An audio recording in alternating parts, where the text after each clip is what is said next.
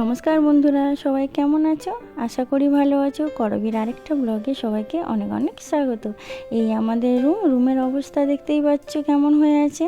এবার গুছাতে হবে, কারণ কাল বাড়ি ফেরার পালা, তাই আজকে সমস্ত কিছু গুছিয়ে নিচ্ছে।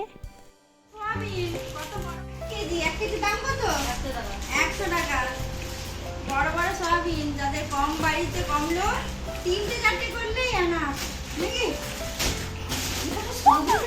মা ভর্তি করে নিয়ে গেল। আমি খাজাগুলো ঢুকাবো না। খাজাটা কতটা দেখবি তো?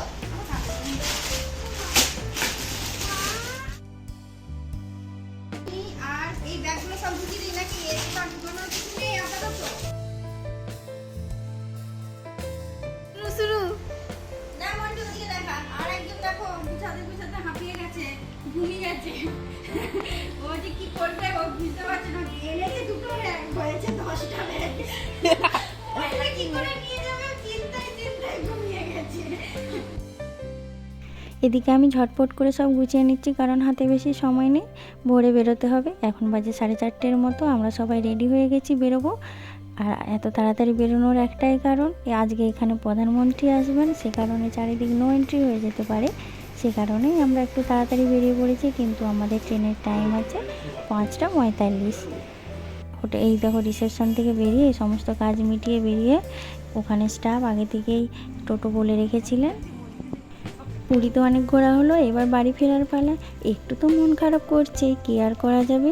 কয়েকটা দিন তো একটু আনন্দে কাটালাম। আমরা টোটোতে উঠেই গেছি, চলো যেতে যেতে কথা বলা যায়। তোমরা কে কোথা থেকে আমার ভিডিওটা দেখছো প্লিজ কমেন্ট করে জানিও। আর এই দেখো, বক বক করতে করতে আমরা এখন পুরী স্টেশনে চলে এসেছি। আমরা যেখানে ছিলাম ওখান থেকে পুরী স্টেশনটা বেশি দূরে না, ওই 10 মিনিটের মতো সময় লাগে। চলে এসেছি আমরা, অনেকটা সময় আগে চলে এসেছি, যেহেতু একটু কিছুক্ষণ সময় অপেক্ষা তো করতেই হবে। আর এই দেখো, এখন ট্রেন চলে এসেছে, এখন ওই 6টার মতো বাজে। আমরা সবাই খাবার দাবার নিয়ে ট্রেনের মধ্যে উঠে পড়েছি।